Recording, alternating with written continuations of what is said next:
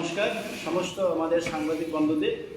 আজকে আমরা এডিসি প্রশাসনের পক্ষ থেকে একটা গুরুত্বপূর্ণ একটা অ্যানাউন্সমেন্ট করতে যাচ্ছি, যেটা আমাদের মহারাজা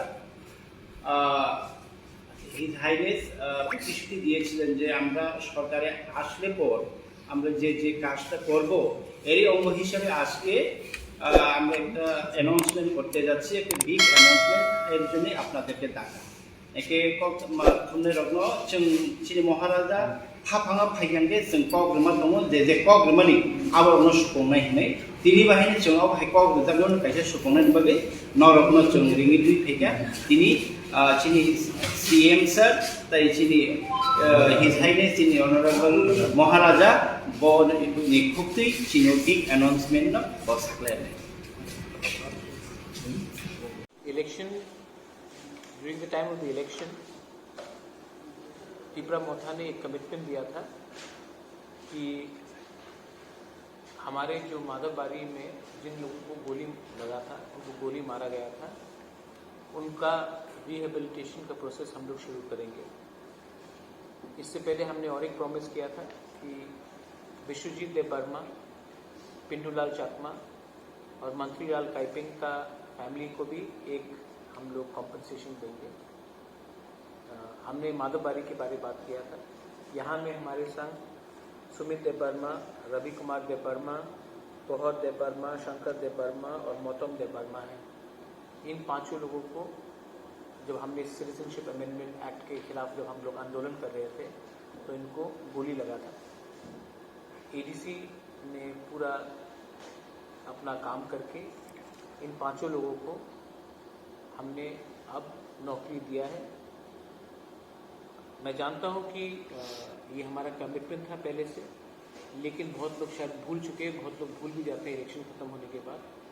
लेकिन ये मेरा कमिटमेंट है और ये कमिटमेंट को पूरा करने के लिए मैं थैंक यू बोलना चाहता हूँ हमारे सीएम को, हमारे ईएम कमल कोला यहाँ में है, यहाँ में हमारे राजेश त्रिपुरा है, विजय बाबू है यहाँ में, और हमने सब ने ये डिसीजन एग्जीक्यूटिव काउंसिल में लिया है। और अब हमारे ये जो 5 लोग हैं जिनको गोली लगा था जब माधवबारी का प्रोटेस्ट हुआ था, उनको नौकरी दिया जा रहा है। I would like to congratulate and thank everyone for keeping our promise. Commitment बहुत इम्पोर्टेंट होता है और पॉलिटिक्स में आजकल कमिटमेंट बहुत कम लोग रखते हैं, लेकिन मुझे इसमें पॉलिटिक्स नहीं करना है। आप सबको कॉन्ग्रेचुलेशन, आपका नौकरी हो चुका है। ये नौकरी से इनका जो चोट, इनका जो दर्द है वो वापस तो नहीं जाएगा, लेकिन ये हमारी तरफ से एक छोटा सा एक जेस्चर है कि हम आपको नहीं भूले हैं, आपके खराब समय में हमने नहीं भूला।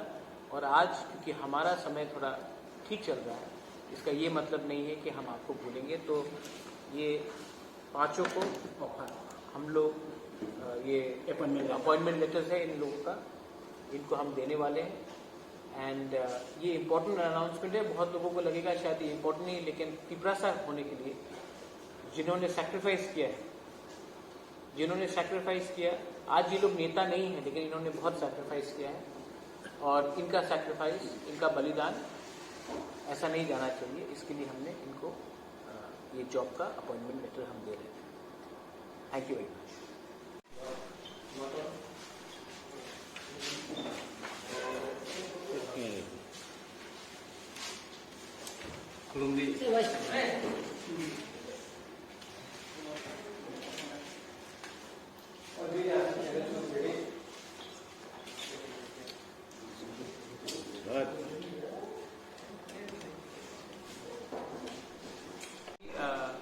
ये वायलेंस से हमारा स्टेट का छवि खराब होता है और जो अटैक्स हुआ है, वेदर जर्नलिस्ट के ऊपर हुआ है, कहीं में लॉयर्स के ऊपर हुआ है, कहीं में वर्कर्स के ऊपर हुआ है, कोई भी पार्टी से ऐसा रकम का वायलेंस से हमारा स्टेट का छवि भी खराब होता है और इस वायलेंस से किसी को कुछ नहीं मिलता। मुझे नहीं लगता है कि पॉलिटिकल पार्टीज को ये सब चीज़ को इनकरेज करना चाहिए और मुझे लगता है कि पुलिस को कोई भी गुंडा हो, कोई भी पार्टी से हो, उनके खिलाफ सख्त कार्रवाई करनी चाहिए and they should be arrested. Right of police, that most of that has been. Police was almost doing nothing. How this have you seen the visuals जहां में मेरे ऊपर अटैक हुआ था एसडीएम ऑफिस में 9 अप्रैल में? सीसीटीवी कैमरा में ये है, लेकिन क्योंकि प्रद्युत मानिकी के ऊपर अटैक हुआ तो शायद दूसरा मीडिया को इतना शॉक नहीं होगा, लेकिन वो भी सबके सामने अटैक था, विजुअल था, सीसीटीवी कैमरा में था, एसडीपीओ के ऑफिस में हुआ। हैज कोई भी एक आदमी भी अरेस्ट हुआ है उसमें? जब मैं ही सुरक्षित नहीं हूं तो कॉमन मैन का क्या होगा? इसके खिलाफ जब एक बार गुंडा लोग बच जाते हैं गुनाह करके, तो उनके पास भी वो भी लैक्स हो जाते हैं। और पुलिस को जब कहा जाता है कि डोंट अरेस्ट, तब इसमें क्राइम ही बढ़ता है। और इसके लिए मैं चाहता हूं कि एनी क्रिमिनल्स, कोई भी पार्टी से कहीं भी उनका वोट हो, they should be arrested. Violence करके किसी को कुछ नहीं मिलता है। आपने देखा है कि जब मेरे ऊपर अटैक हुआ, किसी ने एक आदमी भी आज तक अरेस्ट नहीं हुआ। तो इसका मतलब क्या है कि ये अगर प्रद्युत मानिकी को भी अटैक करके कोई अरेस्ट नहीं होगा, तो आम जनता को अटैक करके किसी का ऑफिस जलाने से भी किसी को कुछ प्रॉब्लम नहीं है, क्योंकि कोई अरेस्ट नहीं होता है। और कल अगर कोई और गवर्नमेंट आ जाए पावर में, तो वो भी यही चीज करेगा। ये हमारे कल्चर में आ चुका है और ये कल्चर को बंद करना पड़ेगा। और इसके लिए जो ऊपर में बैठा है, जो मैं भी हूं, अपने पार्टी में ऊपर में बैठा हूं, मानिक सरकार है, हमारे मुख्यमंत्री विप्लव जी है, मानिक शाह है, जितेंद्र चौधरी है, मेवार कुमार जमातिया, एनसी देवर्मा है।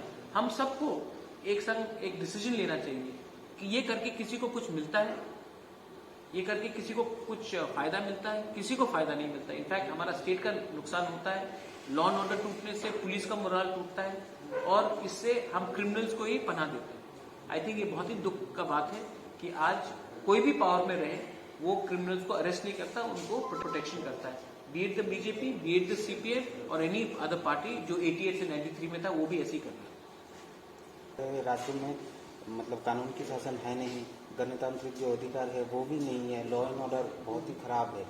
और अभी तक उस दिन जो 8 तारीख को शायद एक पत्रकार के ऑफिस में अटैक हुआ था, जो लोग मारपीट कर रहे थे उसकी छवि भी है, लेकिन वो अभी तक किसी को अरेस्ट भी नहीं किया गया। क्या कहेंगे इसके विषय में? आप क्या कहेंगे जब मेरे ऊपर अटैक हुआ? क्योंकि मैं अगरतला का नहीं हूँ, क्योंकि मैं इतना पॉपुलर यहाँ में नहीं हूँ, तो अगर मेरे ऊपर कोई अटैक करेगा, मोहनपुर में मेरे ऊपर अटैक हुआ था, तब आप इतने नाराज क्यों नहीं थे? उस समय भी जो गुंडा था वो भी सीसीटीवी कैमरा में था, इतने लोग थे, पुलिस को ऊपर हमला हुआ था, उस समय भी कोई अरेस्ट नहीं हुआ। मतलब क्या है इसका मैसेज क्या है? कि आप कुछ भी कर सकते हैं और आपको कोई अरेस्ट नहीं करेगा। तो ये शुरुआत था वो मेरे ऊपर अटैक, ये चलते रहेगा। ये पॉलिटिकल वायलेंस कल्चर में है और मुझे बहुत दुख लगता है कि ऐसे रकम के वायलेंस से नुकसान हमारा स्टेट का ही होता है। मैं फिर से कह रहा हूं, किसी के ऊपर भी अटैक हो, दे शुड बी अरेस्टेड। और मैं और एक बात बोलना चाहता हूं, हमारे ये जो 5 लोगों को गोली मारा था, एक पुलिस सस्पेंड हुआ। माधवबारी में जब 5 लोगों को गोली मारा गया था, इनके पास तो कोई हथियार नहीं था, इनके पास तो कोई छुरी तलवार या बंदूक नहीं था, तभी भी इनको गोली लगा है। कोई अरेस्ट हुआ, कोई सस्पेंड हुआ। तो ये बात आपको सोचना चाहिए कि किसके ऊपर हमला करने से कोई सस्पेंड नहीं होता है। और मीडिया को भी एक बार अंदर से देखना चाहिए कि जब इनके ऊपर अटैक हुआ तो मीडिया इतना नाराज क्यों नहीं था। आज जब अगरतला में हो रहा था, क्योंकि एक बार आपने छूट दे दिया किसी को, प्रशासन को, वो प्रशासन वापस आपको मारेगा 2 बार, 3 बार, 4 बार, 5 बार। आपको भी सोचना चाहिए।